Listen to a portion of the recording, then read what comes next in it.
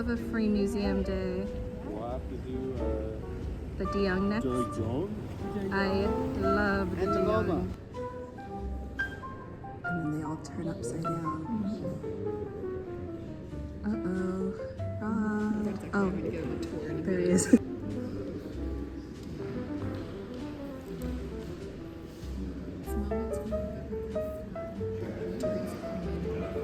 Noah's Ark? So Noah's Ark's supposed to be in the distance.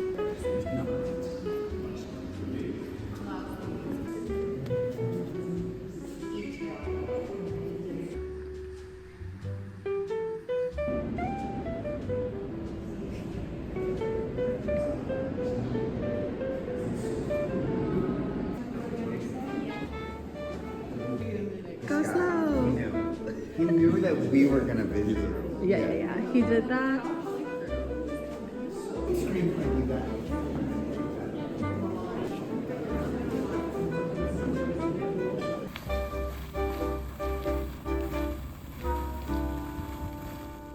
couple days ago, I went to the museum with some of my friends, and it was really fun. If you live in the Bay Area, the De Young Museum and the Legion of Honor are both free for Bay Area residents on Saturdays, every single Saturday. So this Saturday, my friends and I went to the Legion of Honor. It had been a while since I'd been there, and I've been to the De Young a couple times recently, so I wanted to switch things up, and I was glad that they hadn't been either. I don't know if you have to do this, but you can reserve tickets online ahead of time, and I feel like it just makes it a lot easier. And honestly, maybe you do have to do that because I think they verify that you live in the Bay Area by your billing address that you put in when you reserve tickets ahead of time. They have some really great oil painting galleries, and they also had a lot bigger of a Rodin collection than I realized. I actually didn't really realize that they had a Rodin collection, but they had multiple galleries of Rodin sculptures, which was really cool. I talked about this a little bit in my story time about getting laid off and traveling for a bit, but I did go to the Rodin Museum in France when I was there, and it was a really fun experience. It is a converted hotel that Rodin stayed at a lot during his time.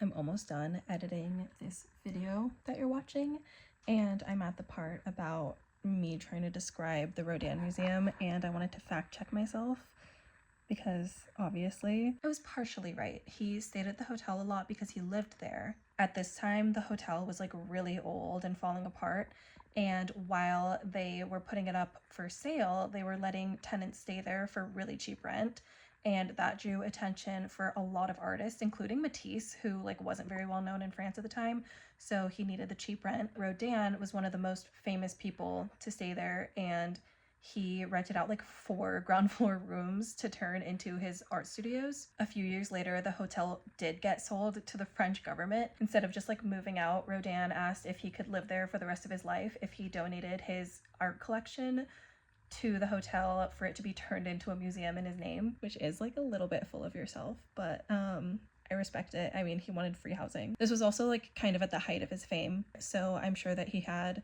a decent amount of leverage and purchasing power. His collection would be worth a lot of money, so it's definitely a worthy proposal. The French government actually accepted the request. Rodin followed through, and after he died, his entire collection of sculptures was donated to the museum, along with just his personal collection of paintings, things that he had bought from Van Gogh or Monet. There's also a whole bunch of works by Camille Claudel, his former lover and muse, who was also a sculptor. And I remember thinking that was really cool that there was a whole room dedicated to her, not just in relation to him, but with her own work and the evolution of her work. I feel as I hear more and more about famous men in various fields that we know to be household names who had a woman in their life that was truly behind a vast majority of their success, and it just kind of makes me wonder what the dynamic between Camille Claudel and Auguste Rodin would have been if they were a couple in the modern world. I don't know. But the Legion of Honor was really fun. For some reason, I thought it was bigger, and that might just be because the last time I went was when I was a child on a field trip, so everything seemed bigger then. I thought that the De Young Museum was really small in terms of museums. Legion of Honor isn't that much different in size. It was such a nice day in San Francisco, especially for it being early November. And since it felt like it was probably going to be the last sunny day for a long time, we decided to take advantage of it and go watch the sunset. The spot we picked to watch the sunset was awesome because we had an amazing view of the Golden Gate Bridge, and we could also see the Palace of Fine Arts in the back. And when the sun went down and it got dark, we could see the Palace of Fine Arts lit up, which was really cool.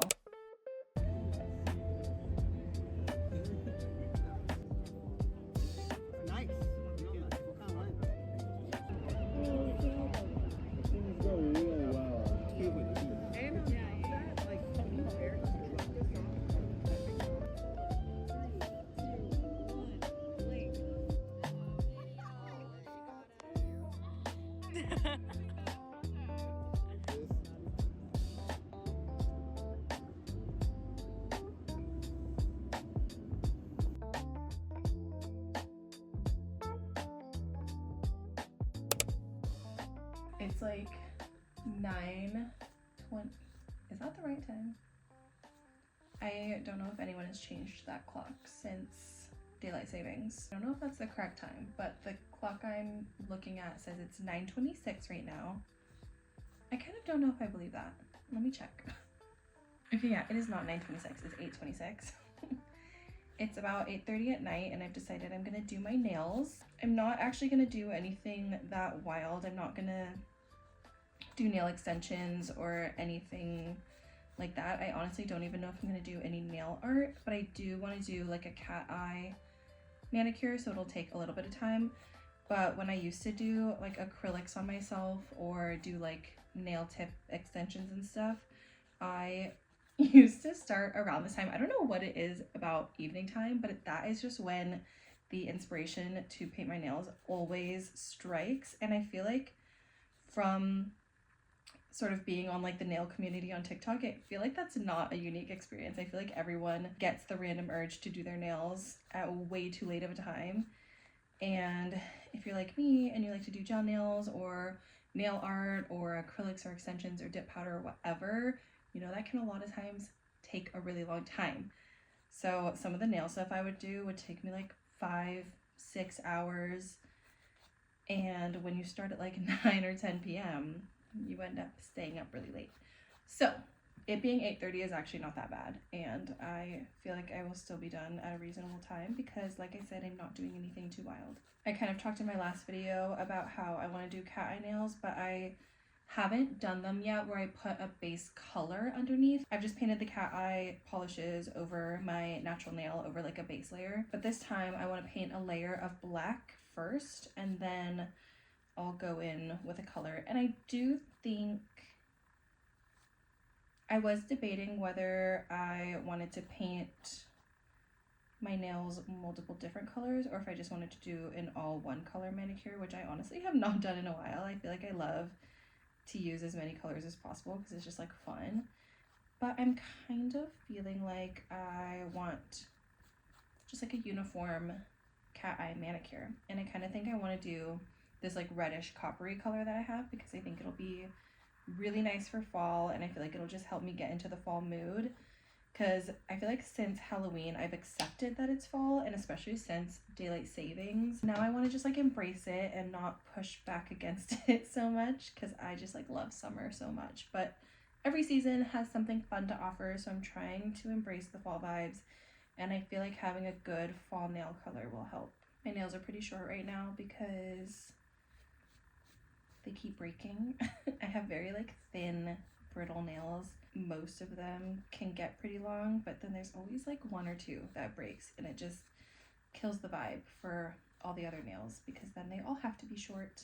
I was helping my friend Amanda with some press-on nails and she was saying that considering I grew up as the only girl with two brothers and I was the middle child, you can imagine how that was. But yeah, she was just saying like, considering I didn't grow up amongst many girls, it's cool that I know like so much stuff about like makeup and hair and nails and stuff. And I was telling her that it in large part is because of YouTube and because of the internet. My mom introduced me to like some of that stuff. Like when I was younger, she would paint my nails and we would like get our nails done together, or she would like braid my hair or curl my hair, stuff like that. But I feel like I had just like a natural interest in kind of all things girly, and maybe it was because I did grow up with so many like male energies around me, but I feel like it's just always been of interest to me. Like when I was really little, I had play makeup that I would use, I had kid nail polish, but like I said, I feel like it really came from YouTube, and from that kind of like initial little like curiosity that I had led me into the beauty guru world of YouTube, which if you kind of like know, I'd say like 2010, 2012 beauty guru YouTube, like it was such a time and it was such a community, and it was like really, you kind of just like had to experience it to know what that was like. So anything that I ever like wanted to do, I would just search it on YouTube, and I had people that I was subscribed to that I followed religiously. And it's the same thing now with like TikTok. Like anytime, the other day, today I think, I was curious how people do like isolated chrome, and I had tried it once myself without looking anything up, and it just like didn't look right. It was a little bit flat. I was like, how are they doing this? Like I don't get it. So I looked it up on TikTok, and in like 30 seconds I knew how to do isolated chrome. I don't have all the materials yet to do isolated chrome, but in theory I know how, and I could order all the things. I just feel like I kind of like grew up on this platform, and even though I didn't have an older sister at that time to like teach me things, now I have my sister-in-law who very much has felt like my big sister for over a decade now. But I feel like middle school were my really formative years with my looks and the different experimentations I did there. The way I dressed, I feel like that was kind of my most formative time for this kind of stuff. And the big sisters I had access to were on YouTube. It just feels cool now to be making YouTube videos and to be following my passion. I know it's silly, but I feel like making YouTube videos has been something that I've always been curious about and always wanted to do, but never quite had the courage to put myself out there in that way. I'm just taking a little bit of rubbing alcohol. I'm using this as somewhat of like a dehydrator, and also trying to get all the dust of buffing my nails just now off of my nail beds. This is like kind of a tutorial, but also kind of not, because I feel like you shouldn't listen to me. Because like I said, my education comes from YouTube, so take that how you will. I thrifted this sweatshirt semi-recently. It honestly wasn't that recently, but I just found it in my dining room. I didn't know it was in there. I thought it was just like at the bottom of my laundry basket, and I just like somehow hadn't encountered it in my like natural laundry cycles. And then my mom found it in the dining room the other day and was like, I assume this is yours. But I did go to the Eras tour. I just didn't want to stand in the line for merch. So I had like ordered a t-shirt, I think like the day after my show, and it's like a perfectly awesome like oversized fit. And I saw this sweatshirt at a thrift store for like 20 bucks, which is probably like half the price as my like t-shirt was. So honestly, kind of an epic find, and it's also like awesomely oversized. But it just has like the regular logo, the Midnight's Tailor on the back, and I'm obsessed with it. For my base top coat and black layer, I'm going to be using nail polishes from Beetles, and then for the actual cat eye color, I'm using the cat eye polishes from Model Ones. You can find all of this stuff on Amazon. I really try not to shop there because I hate the bald guy in charge, but it is quite convenient and inexpensive. And I was a teacher for like 3 years, and teachers get so many Amazon gift cards, I feel like, that I am still working my way through them. I just lost the magnet.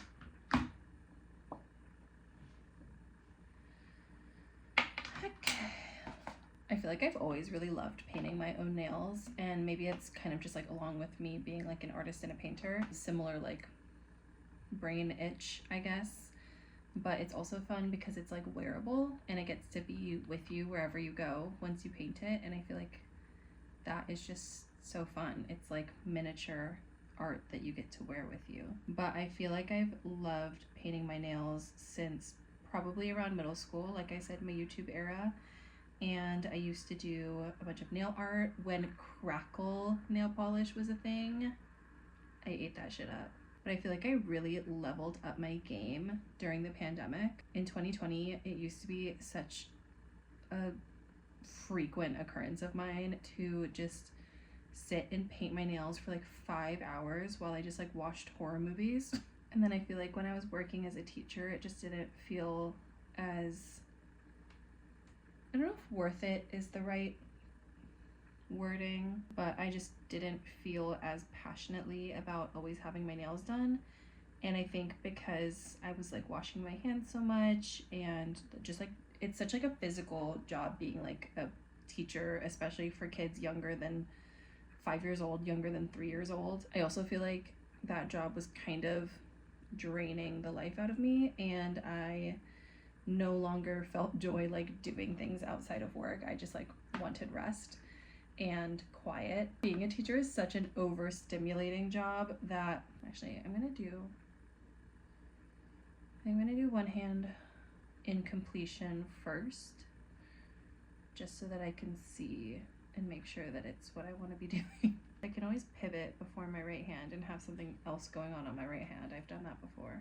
But yeah, being a teacher is just such an overstimulating job that I feel like kind of some of the extra like pampering stuff that I had once done, I just wasn't doing anymore. So now that I'm like unemployed, self-employed, whatever, it's fun to be able to do stuff like this again. I haven't quite gotten back to the level that I was in the pandemic. I haven't done like nail extensions or dip powder since doing my nails again, but I want to. I have like a couple things in my Amazon cart because I need to replace my dip powder liquid. It like fully dried out or like hardened or whatever, but I do want to do stuff like that again. I also feel like I don't mind short nails as much as I used to. When I used to do my nails, I always had them be long, and I just like thought there was no point in doing my nails if they weren't going to be long. But now I have a bunch of fun Pinterest things saved with short nail designs. I feel like I forget every year just how intense of a change daylight savings feels like. Going to watch the sunset the other day with my friends at like 6 p.m. No, it was like 5 p.m. We got there around like 5 p.m. That is wild, and I just like really think that I forget how early 5 p.m. is every year when this happens. And it hasn't even gotten cold for me yet. Like it's still been pretty sunny and decently warm, and I know that's gonna change very soon, so I'm really trying to appreciate all the sunshine that I'm getting right now, because I know it's not gonna last. I feel like being in your mid to late 20s is such an interesting time because I feel like my friend group are all still at such different stages. Like some people are still in school, and some people are married, and some people are engaged, and some people are, you know, starting their first job, and some people have changed jobs a few times. Some people, like me, lost their job and are still kind of figuring out what they're doing.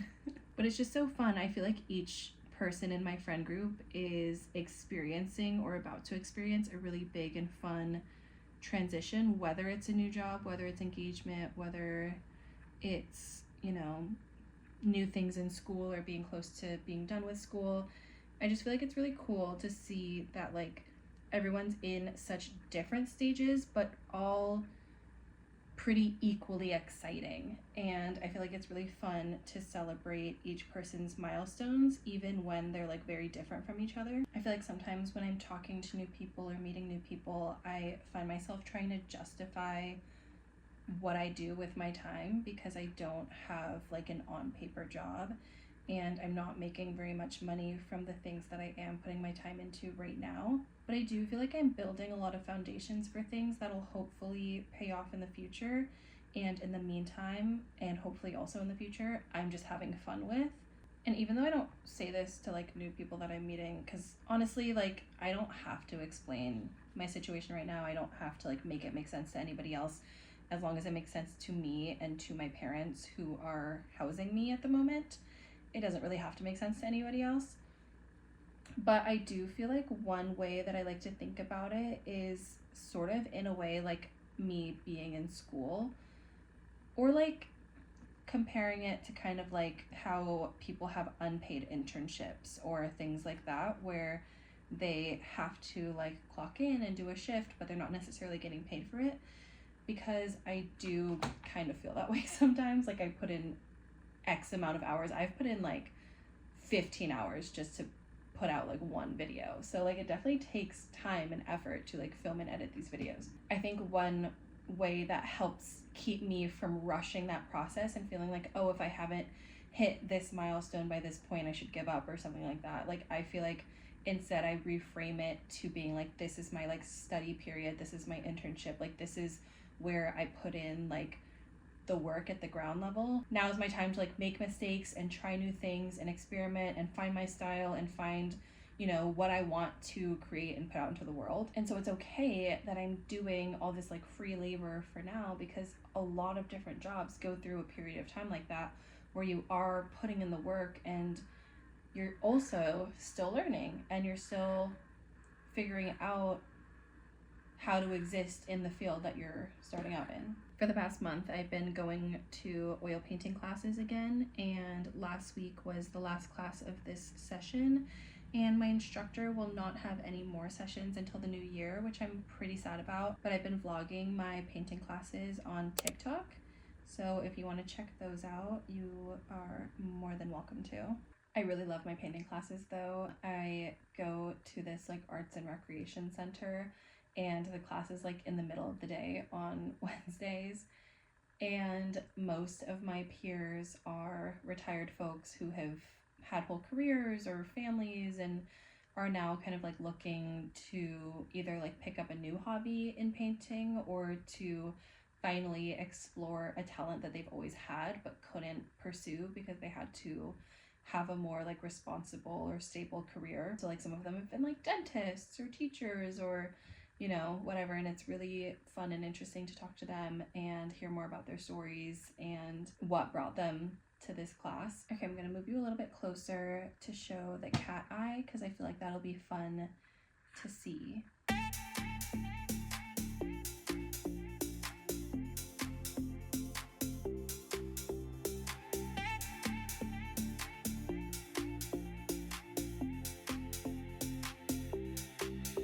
Midnight's calling, bodies close, sweat and rhythm overdose. Eyes are locked, no turning back. Heartbeat racing with the track. Bass is heavy, drinks are cold. Lose control, let the story unfold. No tomorrow, just tonight. Let's get lost in the strobing light. We light it up, don't turn it down. This beat's on fire, we run the town. Hands up high, we own the night.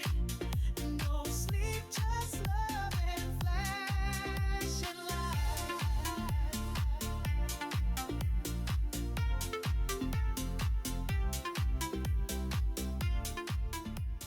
Okay, I finished my left hand.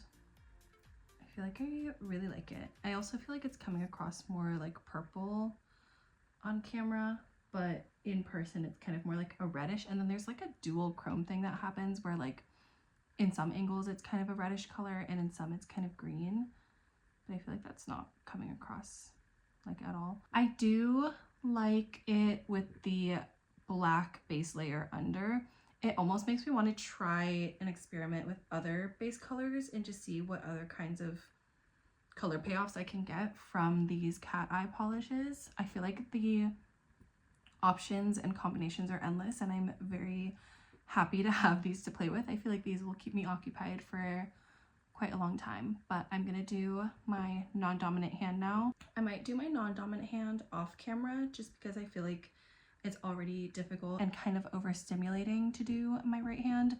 So I might just do that off camera and show you all after. But I love these cat eye polishes. I kind of do the same.